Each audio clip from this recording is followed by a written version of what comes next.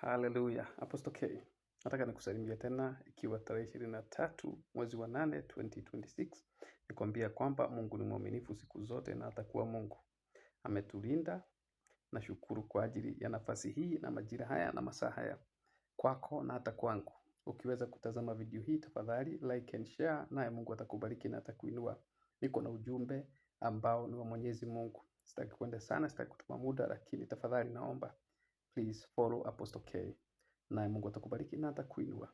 Niko na ujumbe ya kwamba katika nchi yetu kwa ujumbe ambao Mwenyezi Mungu ameweza kuwa akinifahamisha ama amekuwa akinipatia ama amenipatia siku leo, ya kwamba kuna ndege moja inaweza kuweza kuanguka katika nchi yetu. Kuna ndege inaweza kuanguka wakati wowote wa kutoka leo hadi kuendelea muda ambao siujui. Huu ni muda ambao Mwenyezi Mungu anaujua, kwa sababu majira yangu na ya Mwenyezi Mungu sio the same. Ya Mungu ni tofauti na majira yetu.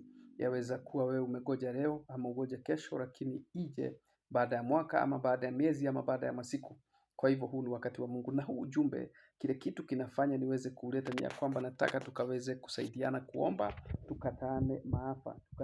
tukatae maafa yanaweza kujiri kutokana na kuanguka kwa ndege. Kuna ndege ambao Mwenyezi Mungu ameniletea ambayo inaweza kuwa imebeba watu mashuhuri ama viongozi mashuhuri, na hii ndege itaweza kuanguka na itaweza kuangamiza watu. Kwa hivyo tuweze kuomba Mungu, tuweze kukatana na jambo kama hili, tuombee nchi yetu mema, hata tuombee nchi yetu makuu, kwa sababu watu wengi huwa wanaamini ya kwamba kuna ujumbe wa Mungu ambao unaweza kuja kutukia. Nataka nikwambia kwamba huu ujumbe si wangu. Huu ujumbe mimi hufikisha tu kama vile ambavyo Mwenyezi Mungu ameweza kunifikishia. So ninaweza kukwambia kwamba tuombe sana, tukatane ajali ya ndege. Tukatae ajali ya ndege inayoweza kuja kufanya maafa katika nchi yetu.